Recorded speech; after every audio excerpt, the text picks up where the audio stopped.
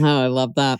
Do you want to talk about, because your tagline, you are like the queen of many taglines, which is awesome. But I know you talk a lot about the idea of like fueling your fun. But then if you also just want to tie that into like with back of the pack, if you want to just kind of deep dive more about that, because it's like we briefly talked about it at the beginning, but it's like I would love for you to share more about that community and just what you want to do with it and where you want it to go. Yeah, for sure. So, Back of the Pack is a community that I started about this time last year, and it was very much that like create what you wish existed sort of thing.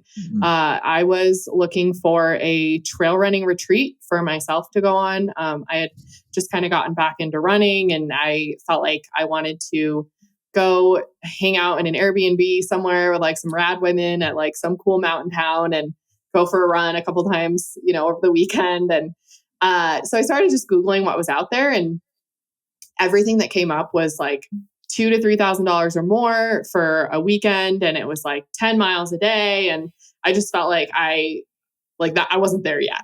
And so I started just, poking around on Instagram, like, hey, would you be interested in doing something like this? And a lot of women said yes. A lot of women are like, hell yeah, sign me up. Like, where do I send the money?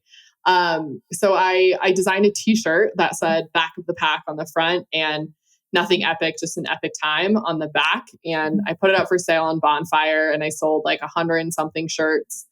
And I took that money and I booked an Airbnb in Bend, Oregon, which is, where I had my ski bum year.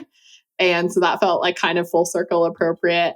And I put up an application, link to an application, and 40 women responded that they wanted to go on this trip. And I was like, oh, so this is a thing. So I did that one, and then I did 2 others in Oregon, basically just long weekend retreats. I book an Airbnb in some rad mountain town and go to Costco and drop $500 on a bunch of really good food and take some Costco. fun hikes. Yeah, it's the best. And so I think I've done like maybe 6 or 7 now.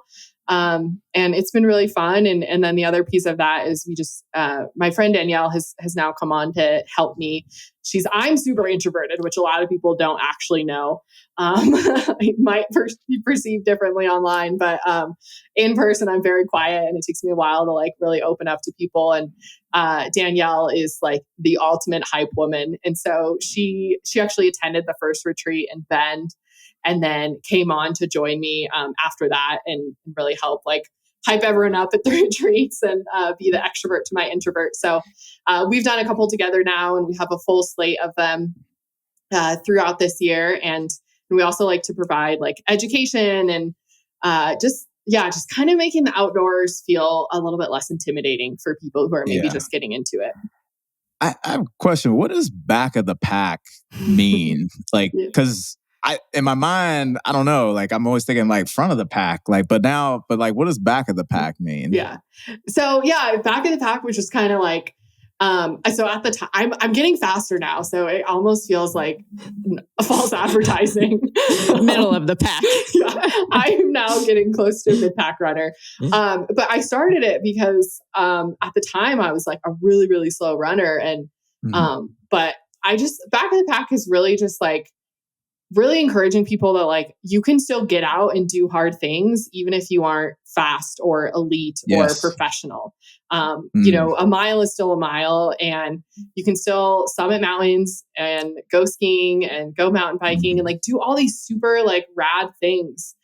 Even if it takes you a little bit longer, like there's no like, you have to like hike X number of minutes per mile to be able to like summit a 14er in Colorado. Like that's not a thing. And so I just really wanted to encourage people that like, you don't have to be fast. You don't have to be an elite. You don't have to have like all the like best, fanciest gear. You just need to like go do it and go do it. Right. Yeah. Have an epic time. That's such a great message, because so many people are so intimidated by really just doing anything, getting started with anything, like whether it's, even lifting or running, trail running or whatever. It's always thinking like, well, I'm not fast enough, or I'm not strong enough, or I'm not good enough. Like, you just need to do it. You need to start. It doesn't matter. I love that. A mile is a mile. That's it. There's a quote from Ted Lasso. I don't know if y'all watch that, but he's like, I keep hearing about it, but I've never watched it though. Okay, it is so good. First of all, add that to your list. But he says like one of his players says something like, well, I'm not really good at that. And Ted goes, he's like, well, I wasn't really good at walking when I was a kid, and look at me now. That's facts. And it's like, I think especially as adults, like we feel like we have to be good at something before we even try it. It's like, well, that's backwards. Like you can't be good at something unless you try it. So I think a lot of times we're just so scared of looking silly or of not having the right answer or having to ask questions or showing up in the wrong like gear. I think especially, I love Instagram. Like it has brought my favorite people into my world, but at the same time, it can be super inspirational, but it can also like just this, like that of comparison. And, you see like whatever influencer with like all the nicest gear and they know exactly how to like find the right trails and get their permits. And, they drive no offense, Lori, they drive a 4Runner. I drive a Tacoma, so I'm the same boat. Decked out for, I thought you drove a Subaru. I thought you were a Subaru. No. Subaru club. Oh, man. Yeah. I'm formerly Subaru. I'm Team Tacoma now. I drive a Subaru.